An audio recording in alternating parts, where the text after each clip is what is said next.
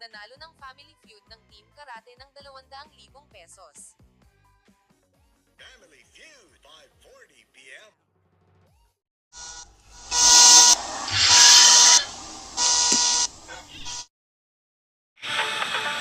Welcome to my episode that is called Nagmamano pa. That's okay.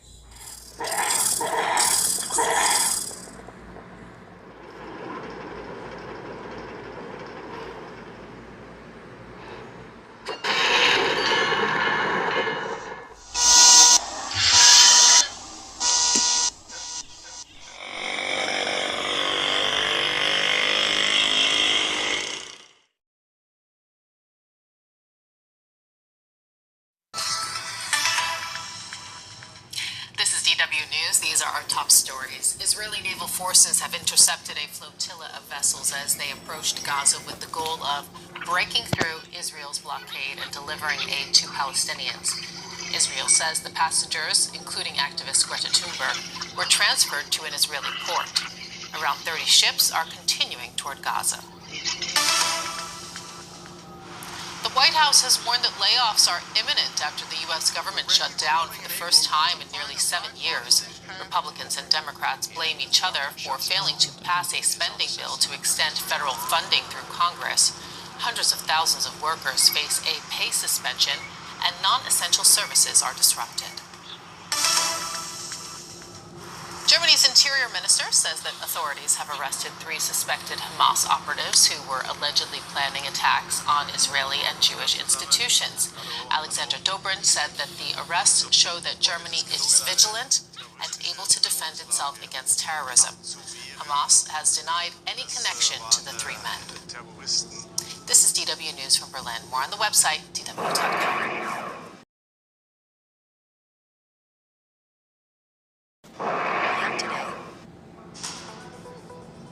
Today, Israel intercepts a flotilla of boats carrying activists trying to deliver aid to Gaza, sparking protests around the world. The US government enters day 2 of shutdown with no agreement in sight. Critics fear changes to the watchdog system at the Pentagon could cut back accountability. And a look back at the life of primatologist Jane Goodall, who's died aged 91. It's Thursday, October 2nd. This is Reuters World News, bringing you everything you need to know from the front lines in 10 minutes, 7 days a week. I'm Kim Vanel in Wanganui, New Zealand.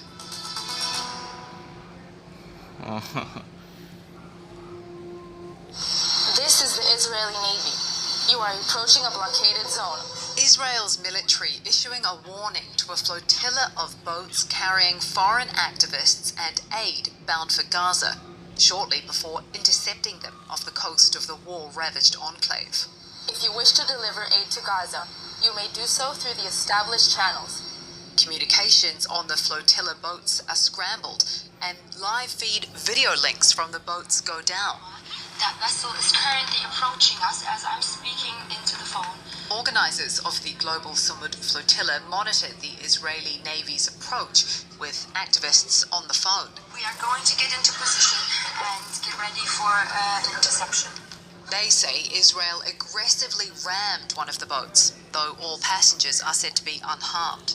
Its crew has been abducted by Israel in another flagrant violation of international law.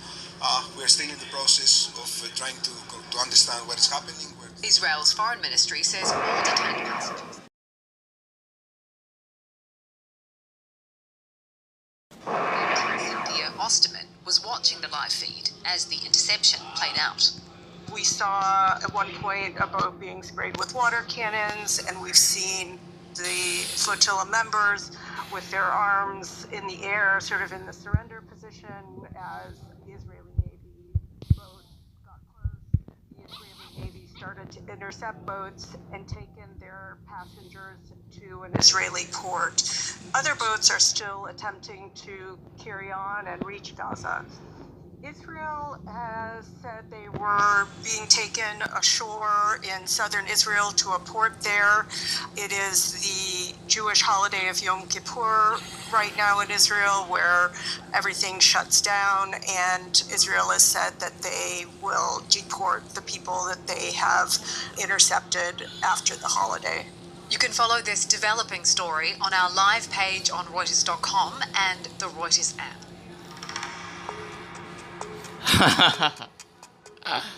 In the US, the government shutdown is now in full swing, and President Trump is making good on his threats.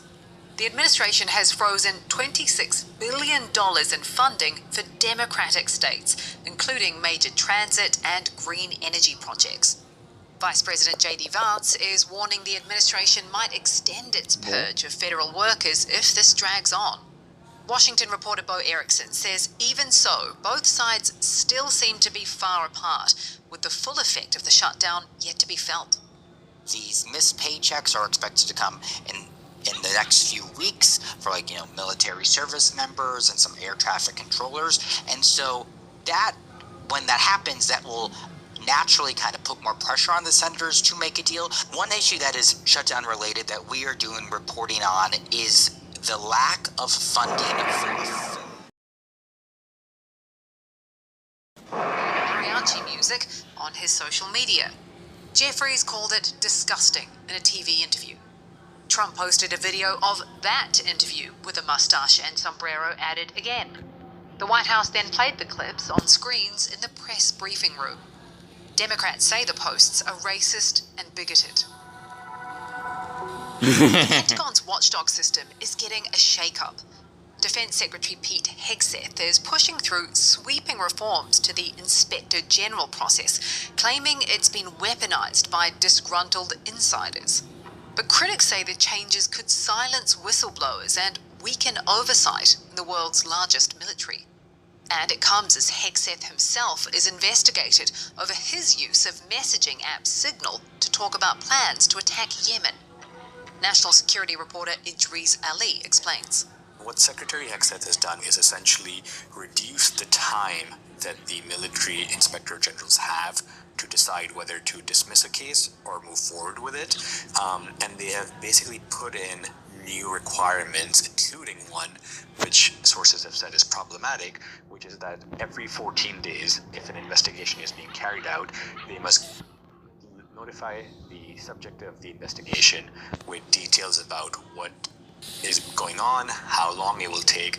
And the concern there is that it might have an impact on the investigation. If you are telling the subject of an investigation what might be coming and what evidence you have, you could see that having issues. But what we've seen from the Trump administration since it took office earlier this year is really going after this arm of accountability throughout the federal government. More than a dozen of the inspectors general were fired earlier this year. They are suing to have that overturned. But it really speaks to the administration's attempts. In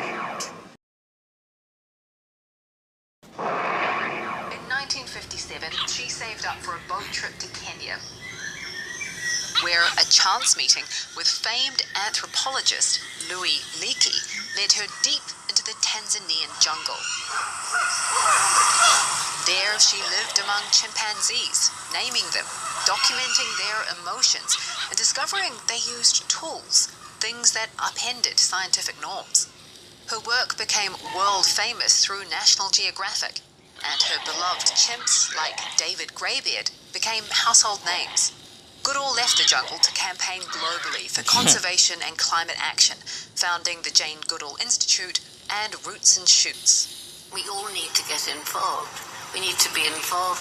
We involve children now. The children in our Roots and Shoots program in 60 countries are planting trees. They understand the importance. She received a damehood and the US Presidential Medal of Freedom, and never stopped believing in the resilience of nature or humanity's power to protect it. Jane Goodall was 91.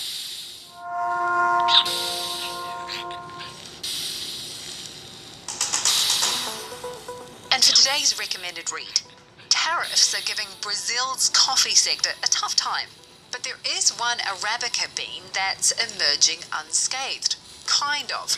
It's eaten, digested, and pooped out by Brazil's native jacu bird. We'll drop a link to that story for you to read with your morning brew. For more on any of the stories from today, check out Reuters.com or the Reuters app. Don't forget to follow us on your favourite podcast player. If you're listening on a smart speaker, just ask for the latest news from Reuters 7 days a week. We'll be back tomorrow with our daily headline show.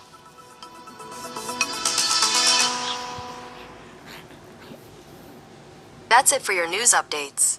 To see more stories, open Google News.